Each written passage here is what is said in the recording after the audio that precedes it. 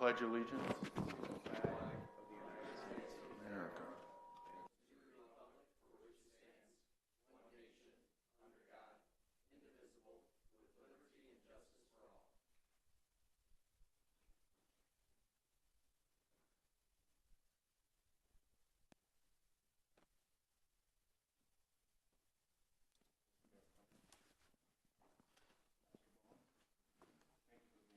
This evening.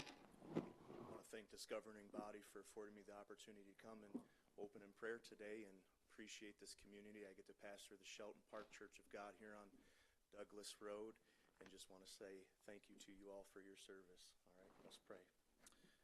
Father, we're thankful today to be able to be here and we want to make sure that this is not just Bedford Township business but your business.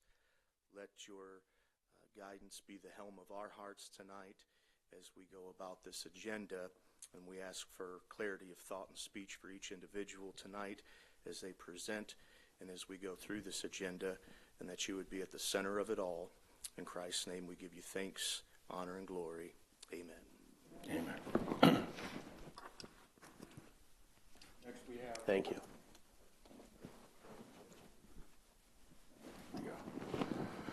Next we have approval of the agenda. We do have some changes this evening.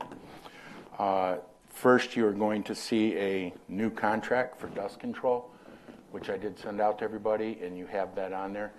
So we will be voting on that later on.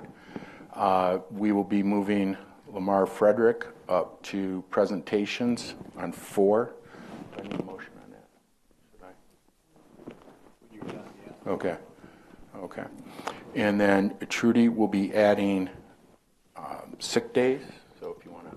8E, updating the personnel manual policy, adding the Michigan earned sick time to it.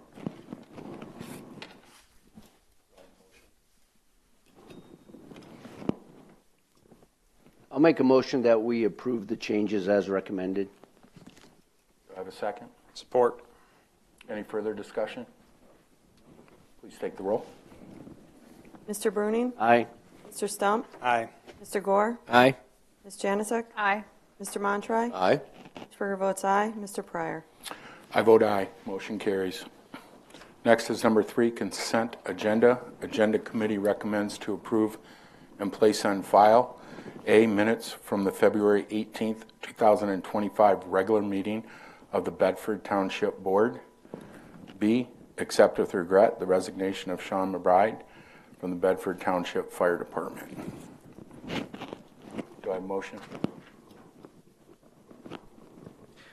Motion to approve tonight's consent agenda. Support.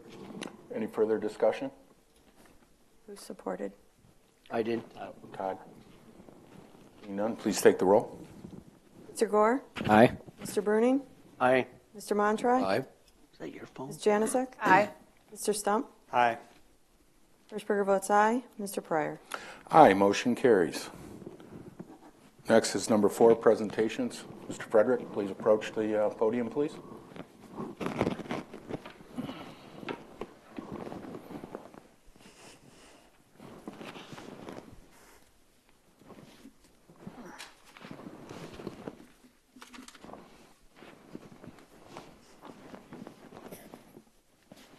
Lamar Frederick, 3254 Deer Creek Drive. I'm here this evening to report on the findings of the Compensation Committee Commission, which met according to that 50-year-old ordinance that's still in place. We are required to have certain meetings, and we did so. We were required to deliver our recommendation to the township clerk in a timely manner. We did so on February 10th. And so we complied with our requirements under the ordinance. In order for us to do what we felt was necessary, we gathered a lot of background information so that we would have satisfied our due diligence. The committee was comprised of Kevin Gibbs, Mark Ellsworth, Jerry Goodridge, Rick Steiner, and myself. So our first task was to gather background information so that we could make an informed decision. We got the current salary schedule from the clerk's office. We got statutory duties for all of the elected officials, which we got from various sources, and it was interesting because they were a little bit different in each source, but so we went to the statute and got the exact reading. We want to know what the benefit programs were for eligible officials, as we were interested in understanding what the complete package is for both salaries and benefits. We wanted to know if there are salary surveys for elected officials in other townships or any place else. We wanted publications of note, which we did in fact provide to you in the packet, indicating the issues with respect to clerks. We looked for the Social Security increase for the last 2 years, which is 2.3 and 2.1%.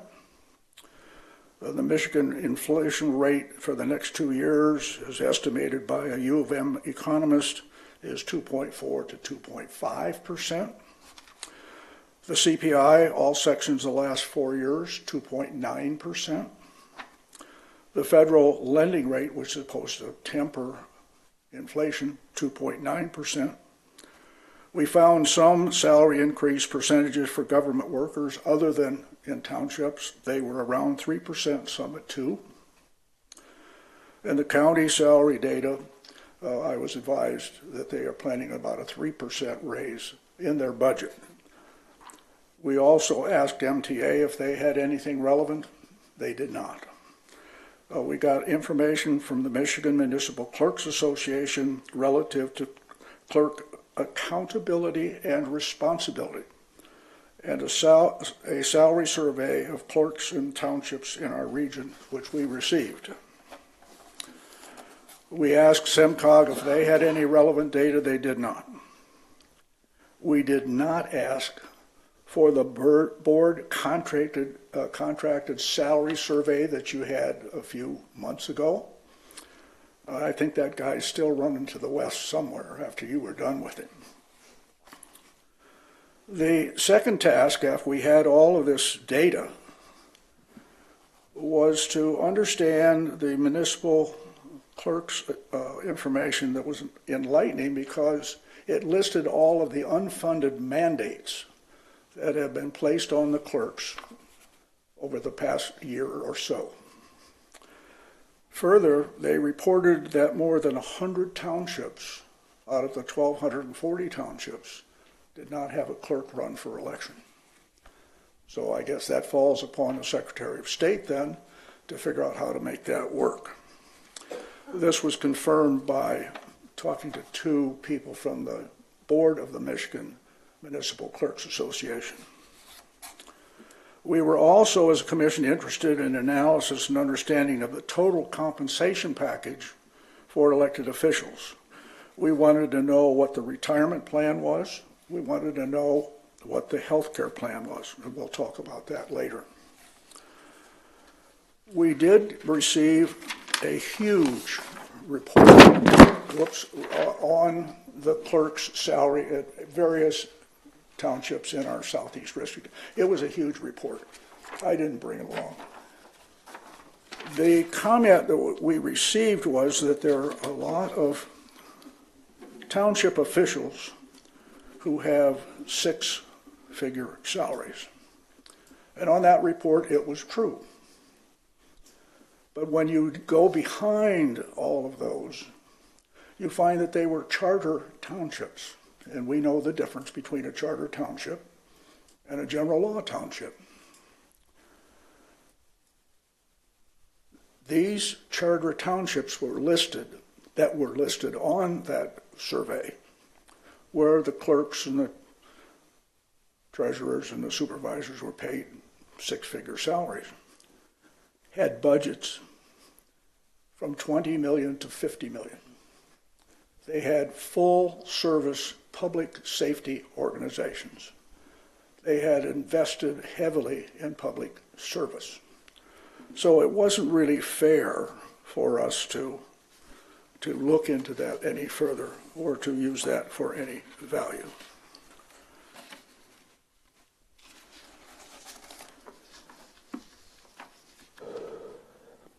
In addition, several of those townships had township supervisors or administrators who were paid real nice. I made a big mistake, Phil. We should have taken that job a long time ago to be an administrator. They are paid very well. The federal funds rate, we said, is 2.9%. The CPI is 2.9%. We don't know where that's going to go in the future, but it was a number that we looked at and wanted to understand. We looked at salary adjustment for the state civil service employees, and it's around 2.5%. I said earlier we were going to look into the township benefit plans simply because we didn't understand or didn't know what they were. Historically, townships, corporations, villages have had one of three kinds of retirement plans, which many of you may be familiar with, one of which is the defined benefit plan, in which the government agency pays everything. And you are graded at the end of your retirement by like your high 3 years of salary average, multiplied by a factor, multiplied by the years that you worked there. And that is your retirement package. Others have a defined contribution plan. A defined contribution says you pay what you want to pay toward your own retirement. And the agency will make a contribution of anywhere from 3 to 5% to match it. Those are new plans that have been around for like 20, 25 years because the old defined benefit plan, many of them went bankrupt. So there are still some townships that have those plans. We found them. Bedford Township has a deferred compensation plan, or 457. And the plan is such that for eligible employees and officials, 8% of the base wages for each employee, if they elect to participate, may put in an additional matching contribution of up to 5% of whatever they want to put in. I will read to you from, I got it here. In the audit report, Bedford Township contributes 8% of the base wages for each full-time employee and a matching contribution of up to 5% with the employees having the option to contribute additional money. An employee is fully vested in 21 months. John Hancock Insurance administers the plan. So let's assume that the official, and this is just a number, makes $70,000 a year. We go 8%, that's $5,600 that put into your account by the township taxpayer. You also have an opportunity, depending upon your family structure and how you want to invest and what your long-range financial planning is, to get an additional 5%. We didn't mess with that because that's an individual issue of whether you contribute or you don't contribute. But $5,600 is added on to the salary of this person at $70,000. We then looked into the health plan. And the health plan has been around for a long time. You renew it every year. And it is a 80-20 plan. Township pays 80%, you pay 20. So if the premium is $10,000 a year for your health plan, township pays 8, you pay 2. So let's add that 8 over to the $5,600 I first talked about, and you're now talking about $13,000 additional to your salary. There's nothing wrong with that, because I looked at the state civil service program. The civil service premiums, the state will pay anywhere from $7,000 to $16,000 for a health plan. So I don't want anybody in the audience to go crazy and say, oh my God, that's terrible, because the state does the same thing. The county has 3 or 4 different plans. You can pick and choose among them. They pay a certain rate, and if you pick the Cadillac plan, you're going to pay a little more for it. So I'm not at all discouraged or think that we are out of range with respect to the plans. But, you know, when you say add another $8,000 to what was there before, you got $13,000 that's added into your plan.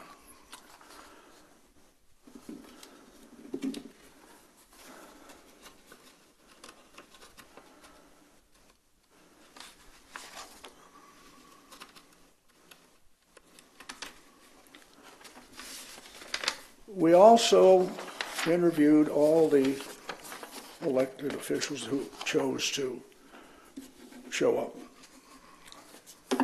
And we asked each of them to provide us with some rule, regulation, or statute that had a direct impact on your position.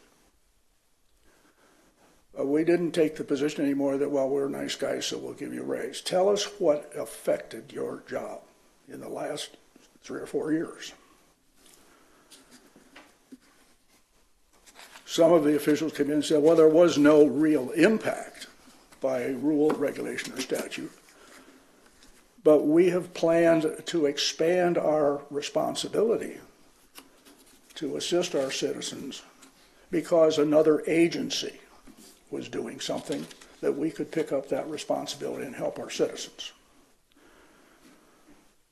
The clerk came in, the clerk's office came in, had a whole long list of statutes that she believed had a direct impact upon her position, principally in elections. We looked at many of the townships that were on the list that she provided, and all of them had separate elections departments. Some of them had 2 people working, some had 3. They were big. So we recognized that the clerk's department has had a substantial impact on the performance because of the issue of security and safety of elections. We also noted that she hired 1 additional person to help during election time, but at the same time that increases her accountability and responsibility with respect to management and training. When we were done, we determined that there had to be a change in the way that salaries were normally put together here by previous compensation committees. And it was not possible, in the commission opinion, that all boats would rise together. So after we looked at all of the information that we gathered, did our due diligence, thought long and hard, and there were some discussions, we provided you with a schedule for salaries commencing in July 1st. Not only that, but we have provided you with a second consideration.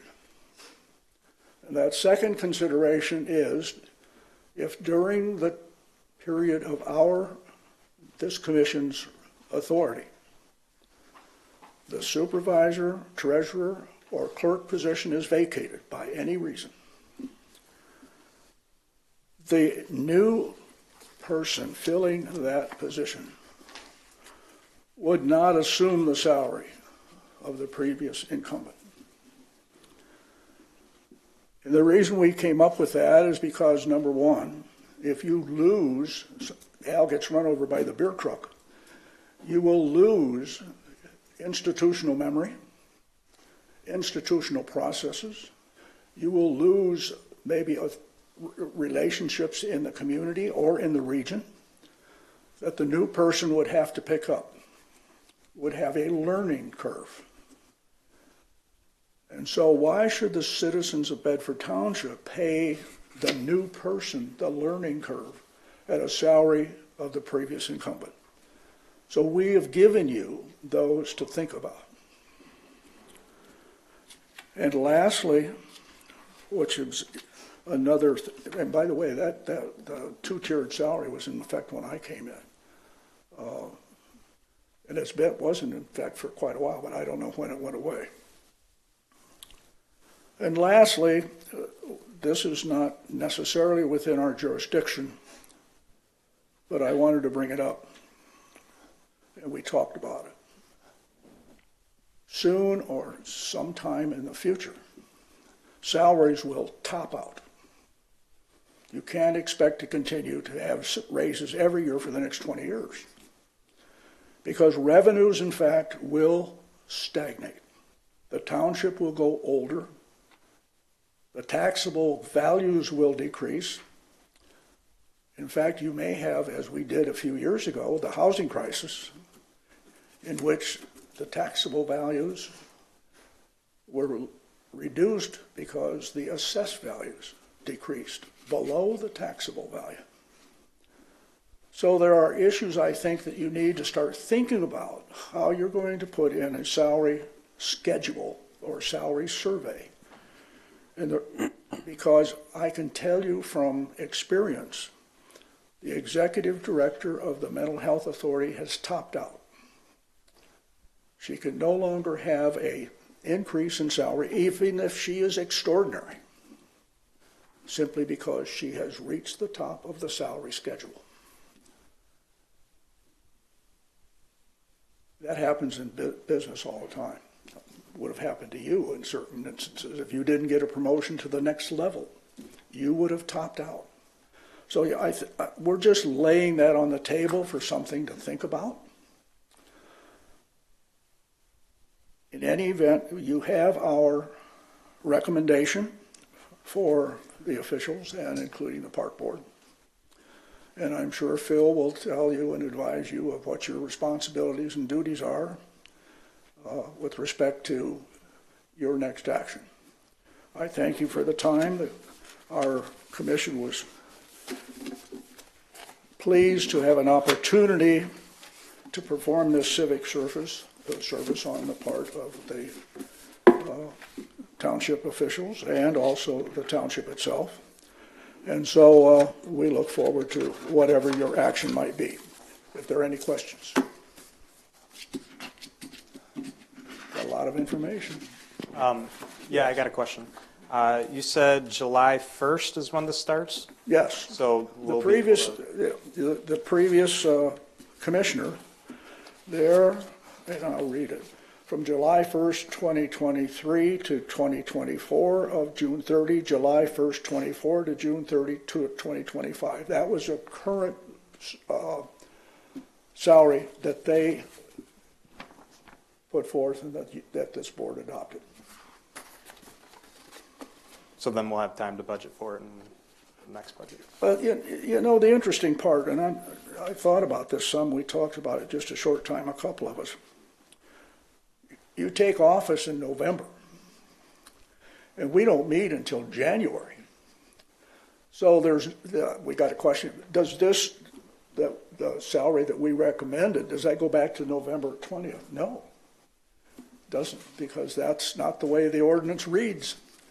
And it's a 50-year-old ordinance. You'd have to change the ordinance, and that way you want to make it effective any other date. We're only good for 2 years, too. In 2027, the commission will meet again, and perhaps it will have a whole different view of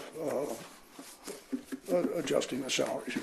But we did what we thought was correct, and that's our story, and we're sticking to it. So the last time the elected officials got a raise was 2022? A year ago. Last, they got a increase on July 1st of 2024. So this is July 2025 coming up. So they got a raise in July 1st, 2024. It goes through June 30, 2025, a couple months down the road. Is that right? Okay. So the commission meets every 2 years on the odd year, and they set the salary those 2 years. Okay. And the ordinance actually says it does not take effect at the beginning of the following fiscal year. Yeah, it's a fiscal year run. Gotcha. And then one last question for me regarding the vacancies. Is this a recommendation that if we don't vote on it, that goes into effect, or is that something that like the board has to decide and that becomes our policy? Or is that like another recommendation, just like their other recommendations? If we do nothing, we're accepting that as the new policy. Correct. And I'm going to quote from the statute, and I have a few comments, but the commission shall determine the salary of each township elected official. So if no action is taken to reject, then that goes into effect, including that two-tiered system. And when you're done with your questions, I have a few comments just to give you some insight based on the statute, based on the ordinance. I'm good. So anybody else? Or Nothing else? Okay, thank you for your time, appreciate it. Thank you to the commission. Thank you, Mr. Frederick. Any other questions? Next, we have public comment. We're going to give Phil. Give me a. Yeah, I just wanted to make a few comments. I've been around here since 1984, so it's been a minute. And I can tell you we've had some really good compensation commissions, but that's probably the best presentation that I've heard in that period of time.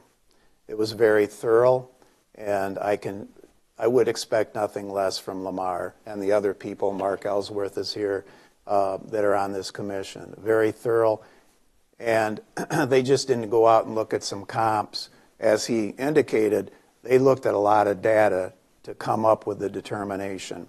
So Lamar mentioned this ordinance is 50 years old, and it is, but the ordinance is based on state statute, and it's MCL 41.95, which gives a general law township the authority by ordinance to establish a compensation commission. So why do we do that? If we didn't have a compensation commission, then you, as the legislative body, would be grappling with what you should be paid.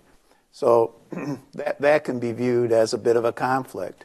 So you vest authority in a compensation commission, and if they do their job, and I submit to you that they did their job very well, they come up with a determination as to what compensation should be for elected officials.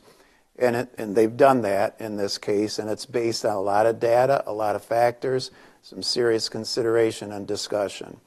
And so that takes it out of your bailiwick, so to speak. That removes it as a conflict of interest. You're not determining your own compensation. A commission that's authorized by law and ordinance is doing that.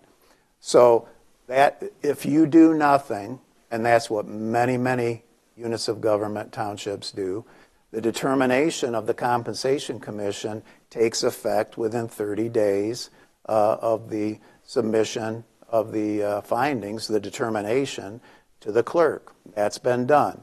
And so if you trust your Compensation Commission to have done their homework, to have done their due diligence, to have done what they're charged to do by state law and ordinance, then that's the determination. You do nothing, it goes into effect.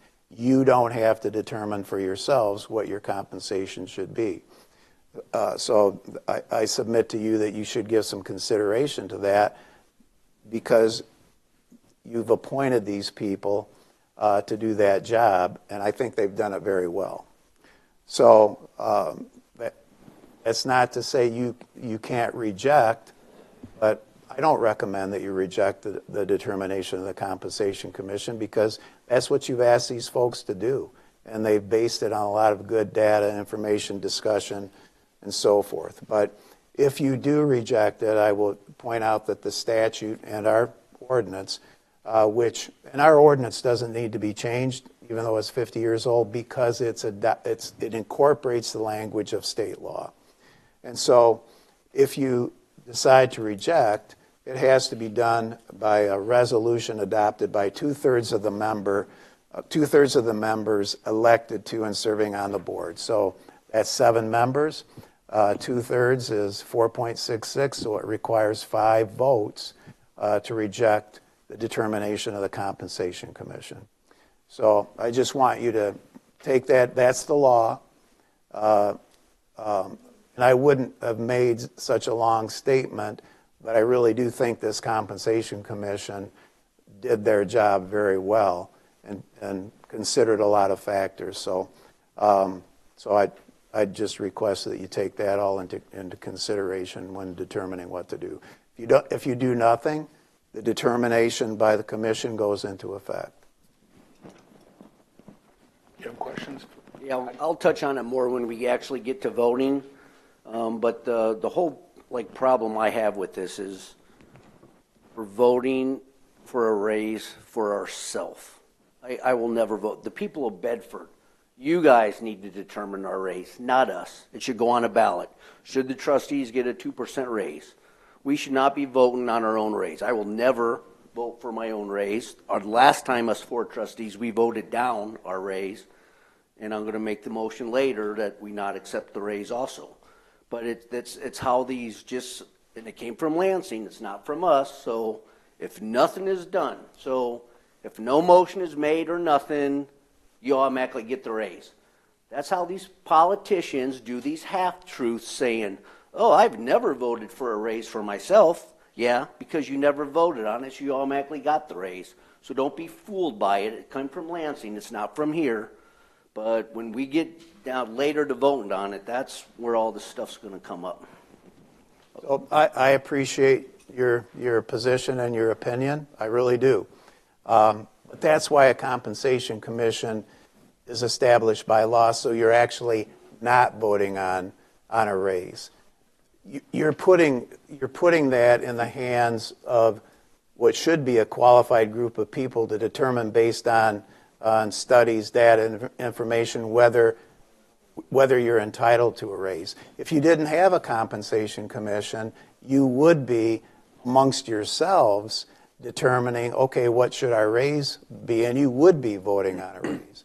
And I agree with you that people need the process needs to be open, and the people need to understand how it works. And I think we've done a good job through our conversation here to let the voters of Bedford Township know how this system works. I appreciate your position. I'm just letting you know, in essence, you're really not voting on a raise for yourself. You're accepting the determination of a compensation commission, which by statute and ordinance has been set up to do just that for you. But I know you'll vote your conscience. So, to that aspect, Phil, we're the ones who appointed the compensation committee. So we appoint them to determine our raise. Do you think anyone's going to stick anyone in there that doesn't like them? No. Well, I would think that they would, I would hope that they would, and you're right, you appoint them. The supervisor appoints, it's approved by the whole board, but I would think that they would act independent of that and rely on the data that they've been presented.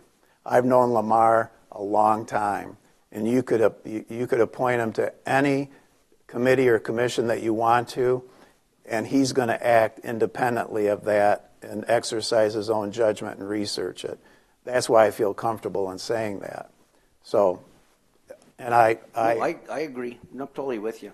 I'm just saying, I'm just not comfortable voting for a raise for myself. So And I understand when we get that. to that, it's not going to I happen. understand, and I honor that. I just wanted the board members to know how the system is set up and why it works the way, to try to avoid the conflict of you determining, I mean, all of you are very honorable people and honest people, but there are some people out there on some boards and some units of government that, given the opportunity, would jack their salaries up if they were themselves doing it without a compensation commission that looked into it in the detailed manner that this commission did. I actually talked to MTA however long about all of this, and they told me that, well, they were surprised that we had a compensation commission.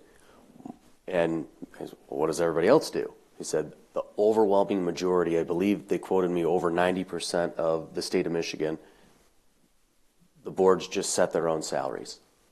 And the only check on that is if they're just being completely just doing whatever they want, then the residents have to basically do what you have to do to do a recall and then vote. Then they have to residents have to organize that to put a stop to a board doing whatever. But they were like, yeah, most of the other, that's weird. You guys have that. So to me, it seems like, as much as I agree with basically everything you said, that it's actually seems the better of the two. If that's the two setups, is you just set your own salaries and just vote on it, and Well, you don't even vote on it, so you get the raise. well, no. How they do it is they like set it, and from the sounds of it, the boards are setting it, and there's really no check on it outside of residents having to do a recall of sorts on a vote. So yeah, I would say that this is the better check of the two, which is probably why we're the exception in Bedford Township, as opposed to the majority of the state of Michigan is not following that. Phil, just a couple things. Phil, number one, you're right. The compensation committee that was set, there's no doubt that they're highest level integrity and they're completely independent. Mr. Frederick, there's no way he's going to let us get a crazy raise, or Mr. Ellsworth or Mr. Steiner. They're the highest level of integrity. They're business people. They're highly intelligent. So it wasn't like we were putting ringers in there and we're all going to get, come out like some of the people in Congress. You go in poor and you come out $200 million richer later, right? But does the law allow something like Mr. Bruning is asking, like if we want the voters to vote on it, or is it because that we have to have a compensation committee and we have the ordinance, that's what has to happen? The law does not allow the voters to vote on how elected officials are compensated. That happens at the ballot box. And just what Craig said, if you abolished your compensation commission, which you could, and you set your own salary, and you were ridiculous, and there's no way our revenue could carry the load, or if we exhausted our revenue by high salaries, then the voters, as Craig said, could petition to recall all of you and say, we can't afford these people. They come into office, they think they're entitled to an exorbitant salary, they raise it because they don't have a check and balance with a compensation committee. So that's where the remedy is, at the ballot box. So the voters can't vote on what the compensation. There's two ways to do it. Compensation Commission with the ordinance authorized by state law, which we've done for many years. And I agree with Craig, that's the better way to do it because it provides a check and balance. And you vest people with knowledge to work on it, research it, and come back with a determination. Or you do it yourself. And then, it looks suspicious if you are, as a body or individuals, you're saying, well, I work hard, I think I deserve a raise, I'm going to jack it up $30,000. It looks suspicious then. It doesn't, in my view, when you have a commission do it. So it's a long answer to your question, but the voters could not make that decision for you. They put you in place to make a lot of decisions for them. It's a representative form of government. This is just but one, but you put a check and balance in between that with your compensation committee. At least we can go back and say, hey, we had a great compensation committee, highest level of integrity, and we didn't put a bunch of ringers in there to give us all $30,000 raises and stuff like that. So, Yeah. and I can see some townships doing that. There's no question that goes on. Yeah. We're not going down that road in this township, that's No, for sure. no, you have never done that, and I don't see you ever starting to do No, that. it'll never happen. Yeah. So, all right, thanks.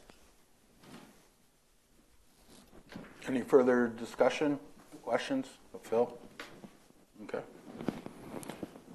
Phil, any other further comments? Nope, I just wanted it to be transparent out in the open as to how this actually works and why we have it in place, why we do. And again, I just think they made they spent a lot of time on this and they looked at a lot of data, and I commend them for doing that. Thank you, Phil. Yeah. Next is number 5, public comment. Comments limited to 5 minutes for board agenda items only. Please state which agenda item you will be speaking on. Gail Kane, Temperance. Well, the change in the agenda has goofed me all up, so please pardon me. First off to 8B. I'm not a yay or a nay, but I could speak a lot further on the process of all this, but somehow I'm beginning to see that we have a habitual norm of spot zoning and allowing for excessive variances, and that's all the further I'm going to go on that because there's other things I need to say. Before the agenda was changed, I was going to speak highly on the fact that the presentation was not going to include the compensation committee.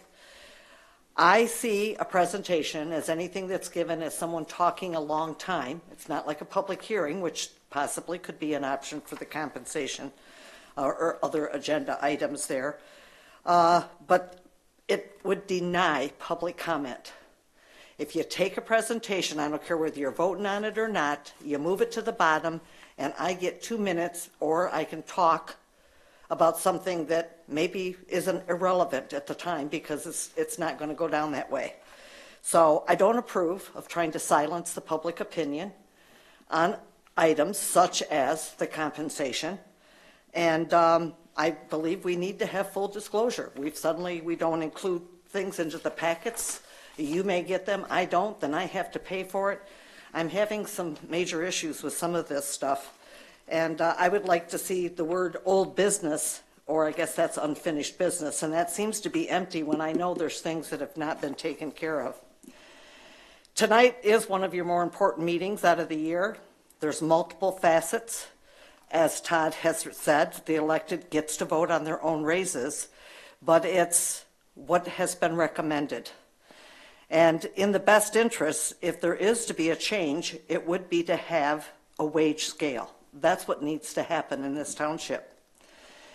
The committee set forth its recommendations, and the vote basically is being done prior to an election, such as Mr. Frederick said. There's state laws that dictate how this all happens. Previously, we've heard some people say, well, geez, it should be based on this and based on that. And in the past, the compensation committees in error were giving increases by title and not statutory responsibilities. And sadly, I'm sure there's a lot of them out there in the public world that don't know what the statutory responsibilities are, but we ended up with a very lopsided pay scale. And there was a lot of effort made in the past by some public people that would stand up and fight for this to get the wages level. And by doing that, the focus was then going to allow us to move forward based on the statutory responsibilities.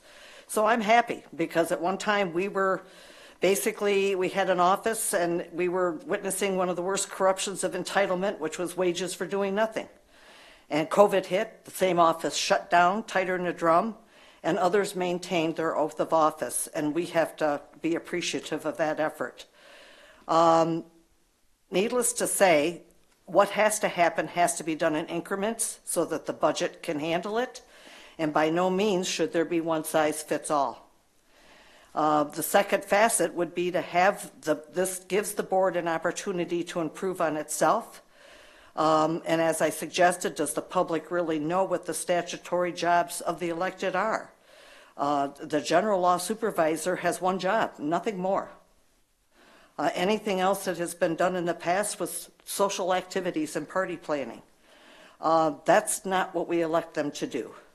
And so I like to see what had come down and the job descriptions for every single employee along with the wage scale that will dictate the pay based by a job title and merit, not by what someone else thinks they should be getting or what someone else who came before them was getting, and they had a little bit of training, they move into that job title, and now they think they should be paid the same. No. This is where those increments come in. You start at the bottom and you earn your way to that top.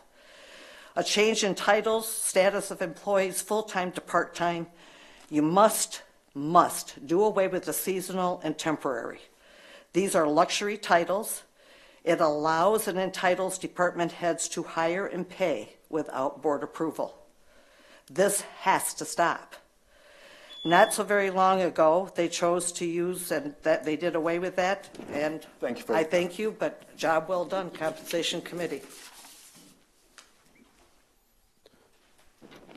Any other comments from the public? Seeing none, we'll be moving on. New business, vouchers for payment. I'd like to make a motion that the following vouchers be approved for payment. General Fund, $304,320.92. Fire Fund, $22,563.37. Fire Equipment, $37,207.55. Downtown Development Authority, $477.68. Library, $6,513.75. American Rescue Plan, $332,242.74. Building Department, $3,394.07. Sewer O&M Fund, $3,272.24. Trust and Agency Fund, $3,961.49. Special Assessment Debt Service, $1,217.25, for a grand total of $715,171.06. Support. Further discussion? Please take the roll.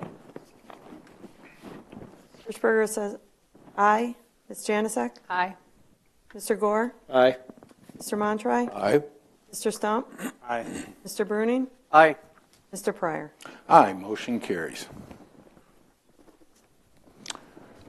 Okay, next that we have on there is 8B, determination on the request from Malik Family Trust, Michael and Angela Malik, requesting to rezone from R2B, single-family residential, to agricultural zoning district on parcel number 58-02-011-023-00 on the east side of Lewis Avenue, north of Erie Road, otherwise known as 10232 Lewis Avenue, Temperance, Michigan, 48182.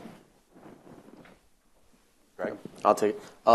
So I'll say the same thing as I said at the Planning Commission. Full disclosure, Mr. Malik is my father-in-law, but I did talk to legal counsel prior to that meeting that there's no, I have no financial interest, and there's no reason to recuse myself or anything like that from this. And I would add, thankfully, I think it's a pretty straightforward one. I don't think this is anything that there's a whole lot of argument on. They're going from residential to agricultural, surrounded by agricultural. It's 35 acres. It's not going the other way. They're not taking 35 acres of ag and going to put in a a neighborhood.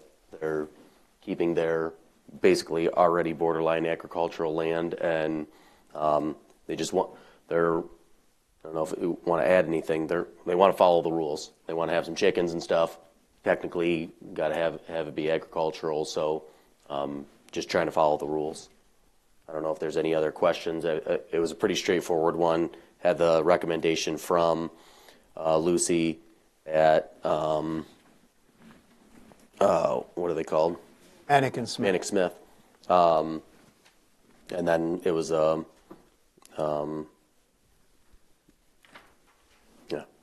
quick one with the Planning Commission. So, any questions? Just a real quick question. This may be from Phil from BZA standpoint, because we see it often, and I'm all for reverting something back to ag. That's fine. But 20, 30 years down the road, could they revert, somebody who owns it then revert it back to residential, or is this decision final and it's going to stay ag? No, it's always subject to future review. On a rezoning, anybody at any time can request the township, well, first the Planning Commission, and they have to conduct a public hearing and make a recommendation to the township. Only the legislative body, which is you, of the township, can rezone a parcel. So if in the future the fabric of the neighborhood changes, it's going more and more residential, a future owner could make an application to rezone it to residential. So it's not a forever thing. And in this case, an application was made, a review was done by our planner, recommendation by the planner to rezone it. Public hearing was held in front of the Planning Commission. They made a recommendation, I think it was unanimous, to recommend to this body rezone it to ag. But if in the future the landscape of that area of our township changes, or our master plan may change in the future, and our master plan may designate it for, say, for example, high density residential. Well, it could change at that time. Okay, I just want to make sure we're not saddling, because even like last night, we were dealing with legal nonconformings that were built prior to 1977 when we had our ordinances, and so we're seeing stuff still, like I even said last night, do we have any more left in a township that we have to deal with? But so, all right, you answered my question. Thank you. Okay, you're welcome. And then I would also add something else that came up in the meeting was more intense uses. All still would require extra special approval. So if there was any of the other like more intense ag uses, that they would still need to come back and get special approval if they were starting a commercial kennel that they were going to have out there, or anything like that. So there's certain principal permitted uses within the agricultural district, and there's also uses that are permitted after special approval, special land use approval. And so what Craig's referring to, those are usually more intense land uses that require special land use approval, requires an application to the Planning Commission, a public hearing, and a decision made after that. So that's correct in terms of any intense land uses that might be desired for that parcel will come back to the township. Mm-hmm. I think it's a pretty straightforward deal with unanimous support from the Planning Commission. I appreciate Craig for disclosing that information about your family with full transparency. So I think it's, like I said, pretty straightforward deal. Do we have any further questions of Phil or Craig? Do we have a motion?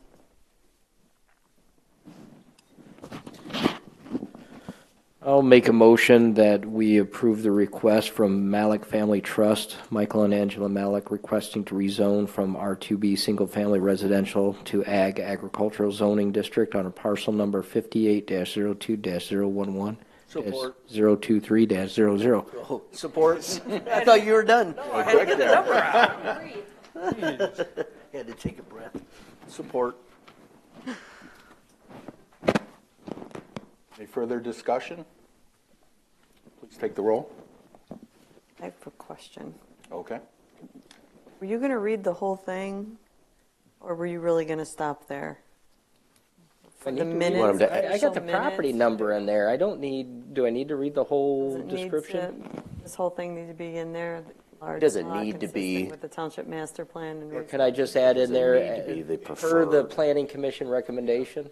It should be recited because you're the decision maker as a legislative body, and we need to make a record because if anybody ever challenged it, then the reasons are on the read the record. bold. So Trudy is 100% correct. The bold points. Right here. It's all about making a record. All right, let me get down to it again. I stopped off at the lot number, went to single-family residential to ag agricultural zoning district located on the east side of Lewis Avenue, north of Erie Road, otherwise known as 10232 Lewis Avenue, Temperance, Michigan, 48182. Due to the rural, low-density residential use on the large lot is consistent with the township master plan, and rezoning to ag will preserve agricultural open space and natural features, serving as a buffer in transition between small lot residential and agricultural uses. Got it? Accept it. Thank you. You're welcome. Any further discussion? Okay. Please take the roll. Mr. Gore? Aye. Mr. Bruning? Aye.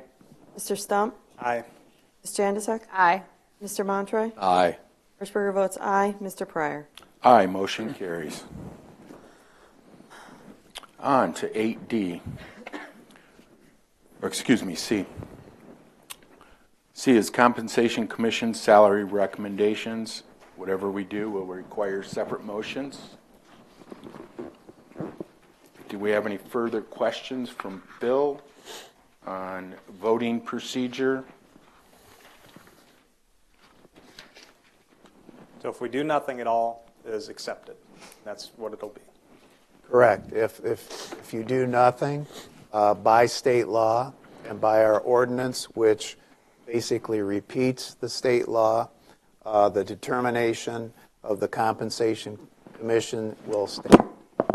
I can bring each one up individually, right? Like make a motion for trustees, make a motion for park board, then make a motion for full-timers? Ken, yes. But keep in mind,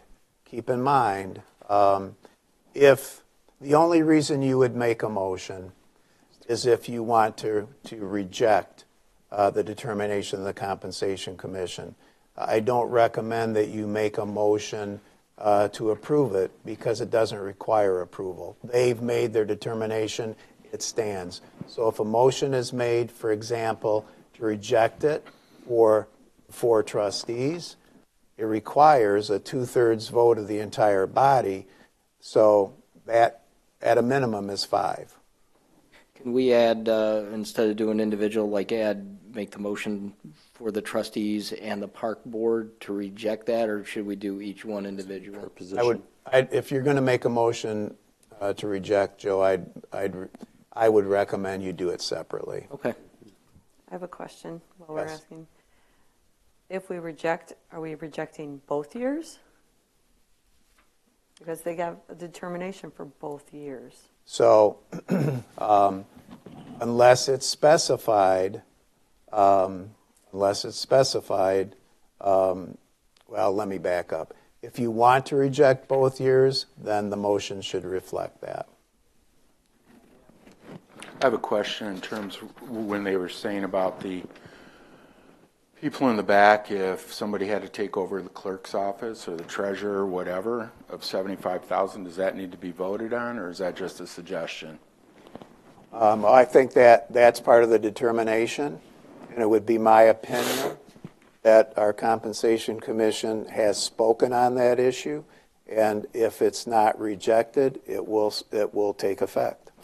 So can that be voted on separately as well? Only if you want to reject it. It doesn't need to be voted on if you're accepting the determination. It doesn't need to be voted on, but it shows the people of Bedford we're voting for or against our own raises, correct? It shows your constituents that you're either voting to reject the determination by the Compensation Commission, or if you do nothing, that's a sign that you're accepting it. Because it's their determination to make. I know it's a little bit weird. It's by law, it's their determination to make. This wouldn't even have to be on the agenda. I commend you for putting it on the agenda, because once a determination is made, that goes into effect 30 days after delivery of the determination to the clerk. So you in my opinion, you'd only make a motion if you want to reject.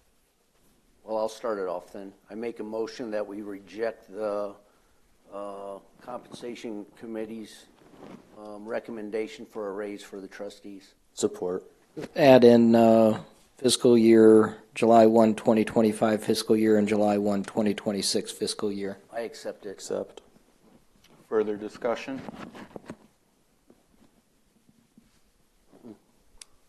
Seeing none, please call the roll. Mr. Bruning? Aye. Mr. Montroy? Aye.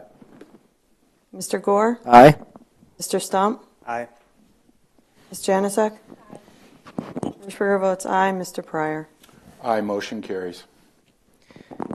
I'll go ahead and make a motion to reject the Compensations Committee's recommendation for the Park Board for July 1st, 2025 fiscal year and July 2026 fiscal year. Support.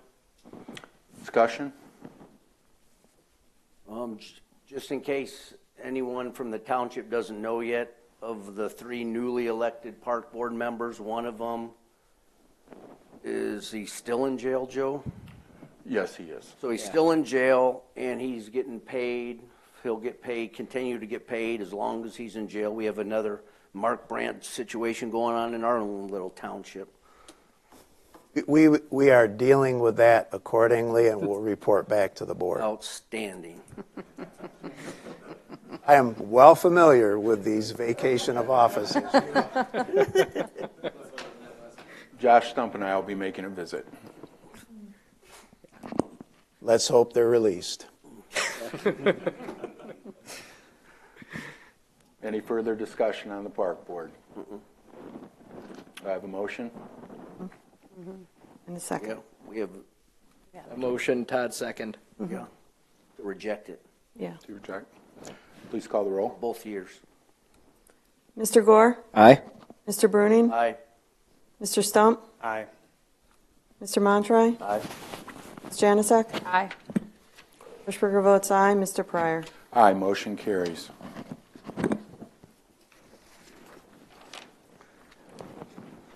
I didn't know. What do you guys think? I didn't know we even. I didn't think that the. I thought this was going to be a recommendation of something we have to put. What does the board think about this vacancy on page 2? I can tell you this. Hold, or do you? We have 2 deputies that are sitting here, and in my opinion, as Mr. Frederick said, if somebody gets hit by a beer truck, somebody has to step up. Those are the deputies, okay? And maybe, Phil, you can clarify if Trudy dies tomorrow and there was an election. Hell. Make sure. Hell. Trudy, we got an AED downstairs. Don't worry, we got the AED going on. We got put that Todd. in He's got universe. CPR. Chief Van Klinger. Yeah, we got Chief, so we're good. Put that in the universe. So, Is that going to be in the You need to minutes? have a conversation. yeah, we're, This is only within term. right, but right. This is not like next Right. election. But they're trained to do that job. And in my belief is they should get that pay because they may have to run the election. They are making the connections to carry on. It's just like Nikki, if something happens to Krista. Let's Now you're say pointing just me a out? broken leg or something. Operation, we're good there. We're both gone. Right. She's going to have to make sure that the treasurer's office is rolling. And if they don't come back, Phil, because I know we had this situation with the trustee, they had to go out and hire somebody. But does the deputy continue on until the term is fulfilled? Or do they put that position out? And how would that work? You can answer that. When the office, When, this is a rather morbid discussion, isn't it? Yeah. When Yeah, okay, a little dramatic. Everybody does. when the office is vacated, if the office is vacated, and it could be any number of reasons that are set forth in the statute that governs township elected officials, then the township board has to appoint someone to either, depending on when that office is vacated, to appoint someone to fill out the remainder of the unexpired term, or to appoint until the next election. So if your office was vacated tomorrow, to use your example, if your office was vacated tomorrow, this board, this board would then have to appoint a successor fill your vacant office. That wouldn't be for the remainder of the unexpired term. That would go to the electors at the midterm elections or the gubernatorial election in 2 years. So that's how it works. So it's an appointment process by law. It's statutory. But logically, though, So the deputy it would probably take over because you would not want that unless you hired another clerk or whatever. The deputy would not succeed to the office unless you appointed the deputy. Right, that's what I mean. If they're doing an extremely good job, I don't think you'd want that person to leave. That would be up to the full board. Right. Yeah. So Trudy, correct me if I'm wrong. When I took over, when you guys appointed me, my salary was not the full salary of Mr. Francis. Am I correct in saying that? They told me that mine was lower. No, you came No, in I at the came same. in at the same. Okay, I As a wasn't sure. deputy, you came in lower because this board sets the deputy's Right. wage. No, I mean, when I took over for him, though, You came in the came in at same. his same, okay. Got the bump in You- pay. you- Okay, I wasn't sure, because I know that there was talk at one point of that. Without making a determination as the compensation commission did, then you're setting a salary. Without that determination, they spent a Okay. lot of time on it, you're setting a salary for the position, not the Right. person. No, I understand that. I just was, Yep, okay. I was just. So you did, when you were appointed, you got the same salary as your I predecessor? wasn't sure. I couldn't remember because it was. Okay, sure. It's been a while. So if in 2028, new election cycle comes around, new supervisor, new whatever, is that person getting paid $75,000 or what the supervisor is now getting paid? You'd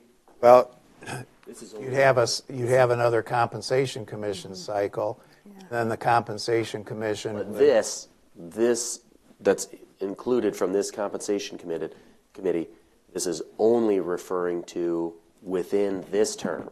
Right. Is that correct?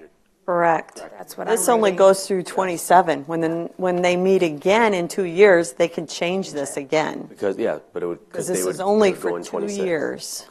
You could, if you want, you could reject, but it requires a 2/3 vote. You could reject their determination. I would submit to you that a lot of thought went into it, so you just factor that into your decision-making process. And we've got some longevity in our elected officials, a lot of, as Lamar said, a lot of institutional knowledge. And some of their decision-making process, well, let's single Trudy out. She's been here for a long time. She has a lot of knowledge for the position that she has been elected to serve. And she's just been handed a boatload of additional responsibilities, as Lamar said, unfunded mandates by the state. That now she has to do a lot more than she ever had to do in the past to ensure election integrity. So that went into their decision-making process. Further discussion in terms of Are you, replacement? is anyone against this? No. Oh, okay. We're good. That's what we were talking about down here, because we're fine with it. We just wanted to go to a vote, so you guys, because Phil's worried about it failing, but, I mean, I think we're all in Well, if agreement we down do here. nothing, it's going to be in here. No, but then you guys have to vote yes for your own raise, and the Bedford can see that. And we'll be voting for it also. Do it one of two ways. You can separate it out. If nothing is done, the determination for the 3 full-time elected officials take effect. If nothing's done. And that would apply also to their determination relative to what a replacement supervisor, clerk, or treasurer would receive if that office became vacant during their term of office. So if you do nothing, their determination takes effect. If somebody would feel better about voting to approve the determination of the Compensation Commission as it relates to the supervisor, clerk, and treasurer, you can do that. You don't have to, but you can. If we do that, though, we can abstain because it's a benefit. You could. Where if you don't do it, we don't abstain. Yeah, it'll pass anyway. So if we put it up to a vote, we vote yes for them, and then you guys abstain. You won't have the votes. You need 5, correct? No, Well, I don't think, Individually. Reject. only to reject. yeah, I don't think you guys are going to vote against getting a raise. It wouldn't matter anyways, because the only way to actually deny it is to vote it down, make a motion to kill it. So a symbolic. Yeah, that's all it would be. That's a great way to put it, Josh. It's really symbolic because the way the law is, unless it's rejected, it goes into effect. And again, not to beat the old proverbial dead horse, that's why the law was set up the way it was. That's why we have a compensation commission independently review what the compensation should be for our elected officials. So you're right. It's almost like an evergreen clause in some administrator's contract, right, Phil? I've seen a few of those. But like by us bringing it up to a vote, it shows that we support the compensation committee. If that's what you choose to do, you can certainly do it. Because after we shot him down 2 times, we should approve one. Huh? Huh? It's a symbolic. It's symbolic, yeah. Okay. I make a motion, we accept the recommendation of the compensation committee's determination As it relates to the supervisor, clerk, and treasurer. as it relates to the supervisor, clerk, and treasurer. Is there a second? Effective July 1st, 2025, and July 1st, 2026. Good, Phil? Do we have a second? Now, Is that- let me go out on a limb and say this. And that's fine to make this vote. But as I said, I've been here a long time. I know the effort that's put into the jobs by our elected officials, our full-time elected officials.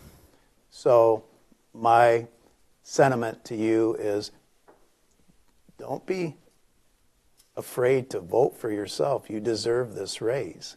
So don't be afraid to vote yes. We're for it also, you guys. We're something fine that with you it. have worked for, that you've earned, and in my view, you've deserved. My view doesn't count, but his does, and his does because they studied it. So don't be afraid to vote for yourself. Why should you? You've earned it. That's all I'll say. Support. Any further discussion? I agree. Full-time elected officials deserve the raise, and with the statutory duties that were handed down in 2022 on the ballot proposal with all the elections that had added to the responsibilities of clerk departments all around the state, I do think it warrants a raise, so I'm going to be a full support yes here. And I do agree with you, Mr. Stump. And again, going back to our compensation committee, Mr. Steiner, Mr. Frederick, Mr. Ellsworth, did their due diligence. Okay, they would not bring something up here if it wasn't warranted. Their highest level integrity in the community. And like Mr. Stump said, just what they've placed on the elections that you have to go through and everything else that we have to do is just ridiculous now. So I'm in full support of it for all three. Any further discussion? Do we have a second? Yes. Did. June? Okay. Yes. Joe seconded. Joe? Please take the roll. Mr. Bruning. Aye. Mr. Gore. Aye. Mr. Montroy. Aye. Mr. Stump. Aye. Ms. Janusik. I, in favor of the compensations determination, I will vote yes. Aye. I, too, will vote in favor of this because it's the compensations determination. And Mr. Pryor. I will be voting yes on this. However, I will be I'm voting for you two. I just had to put you guys on the hot seat. voting for you too.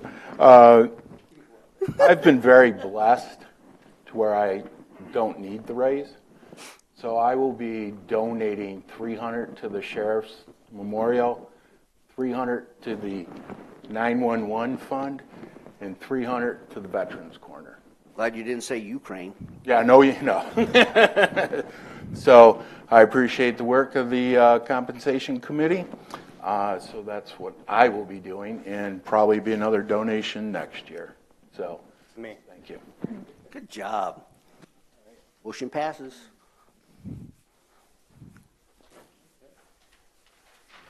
One more left? Two more. Oh, yeah. Dust control. Let's talk about dust control. You have that contract on there, and as you know, last meeting we had some questions and so on, and we got together, what was it, Monday? And we had more questions, so we decided we were going to call the road commission and learn more about dust control overall, because none of us are dust control experts. Dust control over flooding. Right, and flooding, and like what happens to the excess and that type of thing.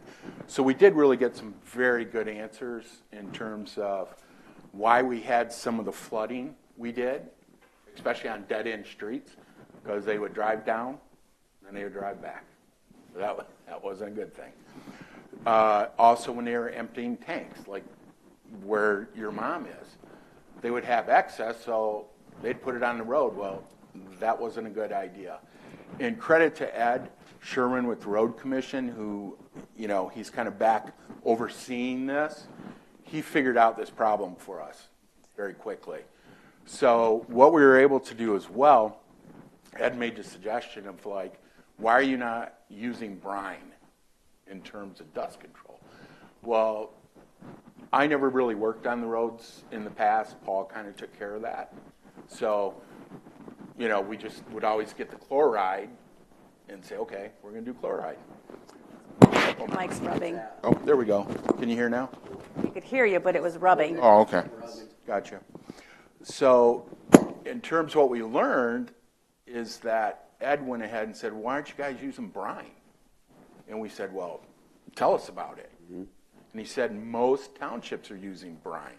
Then I found out, we talked that Minks Road, Erie owns half that road. They use brine on one half, we're using chloride on the other half. Well, my question is, how do you do one half of the road? Mm-hmm. Okay? So Ed said, I'm going to shoot you a price because you will have a significant savings. And when he told us, we went from like $51,700 down to the $15,000 and some for two applications. It's a $36,673 savings. Exactly. So to me, it's a no-brainer. And especially when he told us other townships are using it. So any questions? Because it was very informative.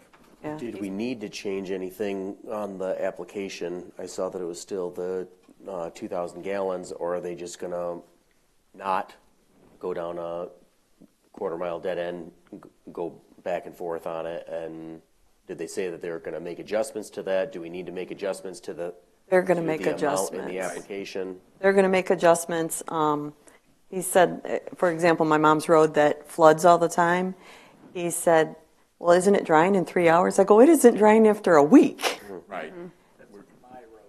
Right. Yeah, and he said, well, that's not right. It should be drying within 3 hours. So they were using way too much. So he said, if they speed up the truck and they tell them on these roads, we want you to speed up, because if they go faster, less is going to go on that road, then it should be perfect. And if we have any left over from the first run, they'll use it on the bigger roads like Minks and what was the other one? Vienna, yes. And they won't be dumping it like they had been at the end of Right. the roads. Correct. Good. And if we don't need this much, it goes into a credit that we can use for grade all. Right. Any other questions? No, good job. Not a question, but I would, I think this is a great example of that there's times that taking our time, going slow, and almost nothing that comes to this board as an emergency can save us $40,000 Exactly. a year. Well, I think the I thing think too that- that's important to remember. I think the thing is that is happening is that the three of us get together and we talk about this stuff. And if we're not sure about it, on some cases, like, we call the sources now, you know, and let's get the answer. Is there an option? Is there something different we can do? And this was a prime example of that. We got Ed on the phone and said, Ed, all three of us are on the phone, explain this to us. And that's nobody's fault. You don't know. Yeah, Like, you said, well, why aren't you using that? I didn't know it existed. Yeah, If I didn't know exactly. It existed, it'd be Had no a clue different story. that it was, because we probably would have But said. it worked out because Right. we didn't just go, well, let's just approve something or whatever and move forward. We took our time. Almost nothing that comes to this board is an emergency. And we talked to You can take your time and make good decisions. the person who was in charge of the program too. That's Exactly. the other thing. Yes. Exactly. So can I get a motion? I'll make a motion that we approve the contract from Monroe County Road Commission for dust control at a cost of $15,077. And do you want me to put on there what funds it coming out of? This would be road Road maintenance. road maintenance Road fund? maintenance, Yeah. yeah. To come out of the road maintenance fund. Support. We got a second? Any further discussion? Please take the roll. Mr. Gore? Aye. Mr. Bruning? Aye. Ms. Janusik? Aye. Mr. Montroy? Aye. Mr. Stump? Aye. Hirschberger votes aye. Mr. Pryor? Aye. Motion carries. Now we The can. union? One.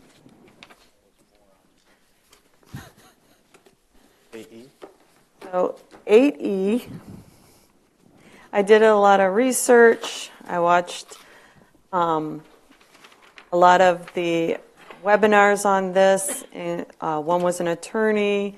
There was something on MTA. I downloaded the new law that took effect, and I updated our policy here. If you can tell if it's red, it's from the new law, and I've added it. I highlighted what I was removing out of our policy that was currently there. I also, 13.1.1, put in there full-time because the full-time employees will not change. Will stay the same.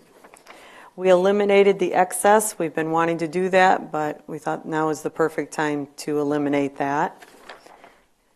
And then physician statement, we had to change that due to the law. And then all employees will now follow the use of sick time and what is eligible and what they can use it for.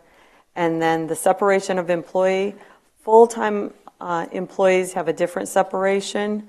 So that's why I marked this one part-time and seasonal. Also, after talking to Chief, we're going to have the firefighters who are not full-time, they will follow this policy as well until they get their policy up and running, and then we'll remove them. Discussion? I'm good. State law. Yeah, it's pretty State standard. law. The thing I think that needs to be noted on this, though, that this was like, didn't they sign this at midnight or something, Josh? It was February like around 20th, they signed it. Because it It was- took effect February 21st. Right. We are front-loading. Front-loading will save the township money because we don't have to accumulate. we don't have to pay it out when they leave, and we don't have to roll it over. So front loading saves the township. And if they leave before they accumulate it, Then we can, Get it they'll back be from signing them. something that will be taking that money back out of their first, or out of their last paycheck if they use more than they should have. But we're going to be watching that as well to make sure that doesn't happen. But we're all human. There's room for error, so we want to make sure we have that in the policy. So that's why there wasn't a lot of time to get this done, basically, because the old law was going to go in effect on the 21st. So then that's when they came out with this. They changed it, and then boom, we were kind of stuck with getting this done in a matter of days. 2 hours before midnight. Yeah, exactly. It was going to be very detrimental to restaurant owners, businesses, and so on. It was a terrible bill, Still not great. Yeah, it's not great, but it's much better. better than what it was. The only thing that, and I've never liked the term eligible use of sick time. No, it's my sick time. I'll use it when I want to use it, period. And I hated that working for the county or anything like that, because I don't need to give you a reason. If I'm sick, period. So that's just my little thing on it, but I'm good with it. Good. Any further discussion? Can we get a motion? Make a motion that we approve the Michigan's earned sick time into our personnel policy as presented. support. Does it have to go by a date of when this started? It went into effect February 21st. but They've like- already been front-loaded. I can add that to the motion. I just didn't Effective know. February 21st, 2025. Support. It's already in effect. Okay. Take the roll. Hirschberger votes yea. Ms. Janusik? Aye. Mr. Gore? Aye. Mr. Stump? Aye. Mr. Bruning? Aye. Mr. Montroy? Aye. Mr. Pryor? I vote aye. Motion carries. Next that we have, comments from the public. Comments limited to 2 minutes for each individual.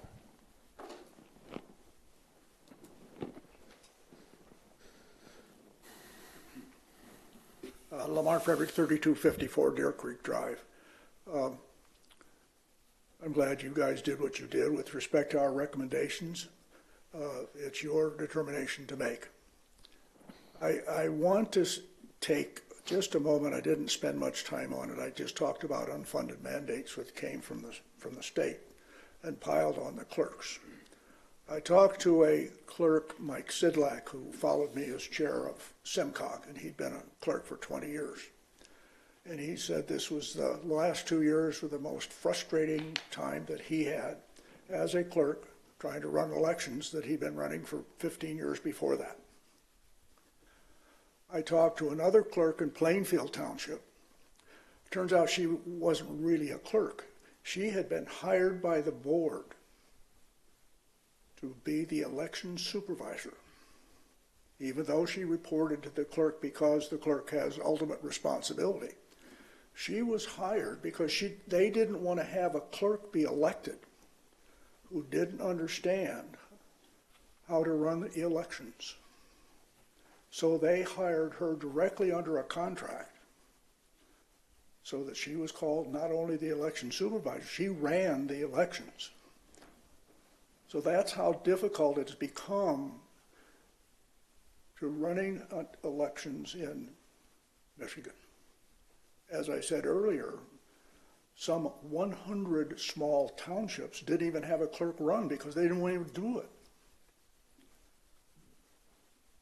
So I think we need to understand, and I don't know if our citizens know, I think the clerk told us she has to do about 9 or 10 different calls for one absentee ballot that has some funny numbers on it. That's a lot of effort that never had to do, but there was no evidence in the past that I know of that elections weren't run properly. I mean, I was involved with elections for 8 years. I never saw any problems with elections, never felt that anything was wrong.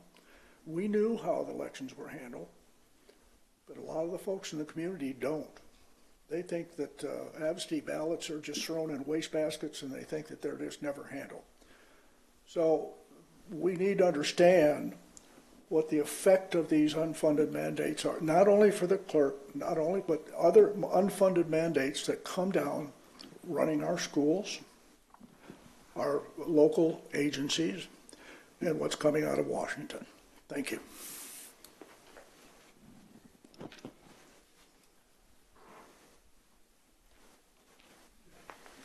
Gail Kane, Temperance. I have a couple questions. Number one, I'm thankful and kudos that our township does have the commission that we have, and that we have a clerk who is highly, highly trained. She's got letters behind her name. That makes her important. And I think we can put our trust into her. They said Michigan just had douched a whole bunch of names out of the voting registry. So that was on TV late today. And I'm thankful that it was on the agenda, because the more the public knows, the better we are able to understand what's going on in our township and to participate in it. In regards to the deputy clerks, remember that if the actual, say the clerk, and I don't wish any of you anything, not even a beer truck or anybody to run over you, but if any of you should have to step down or you're not elected, the deputy clerk is tossed to the wayside. They do not have a job. Deputy treasurer does not have a job, and the deputy supervisor does not have a job. And that's why some of the supervisors used administrative assistants, because those are appointed, if I understand it correctly, by the elected official. There is another thing, was I did not hear that you wanted the park board's decision for 2 years. You just made the motion, but I don't believe you stipulated the time frame. And sorry, Todd, I support Ukraine's effort to stay a free country. It's not a matter of how it does it, but I support their wanting to remain a free country. Thank you. The park board was for 2 years. It was part of the motion. Any further comments from the public? Seeing none? Todd? Go. No, everyone have a good night, good weekend. Let's see, wrestling, Mules did pretty good. Do we have any champions? I don't think we had any. No, we didn't have any champions, but I was going to name off who. Okay, I'll let you finish with that then. Okay. Other than that, no, everybody have a good night, good weekend. I'm good, nothing going on. Nope.